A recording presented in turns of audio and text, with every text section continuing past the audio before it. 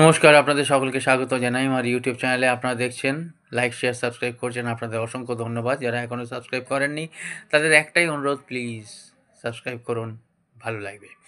আজকে বলবো 15 দিন পরে 3টে রাশির ভাগ্য চমকানো শুরু হচ্ছে।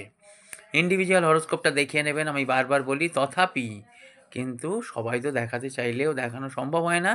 কিন্তু 3টে রাশির সব দিক দিয়ে ভাগ্য কিন্তু চমকানো শুরু হয়ে গেছে।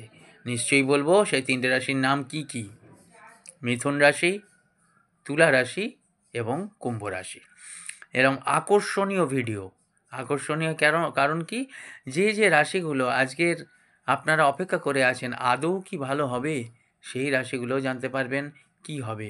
3টে রাশি বললাম, আর বাকি 9 রাশির কী হবে আপনারা দেখতে থাকুন। ভালো লাগলে লাইক, শেয়ার, সাবস্ক্রাইব করুন, কমেন্ট করুন। নমস্কার, ধন্যবাদ।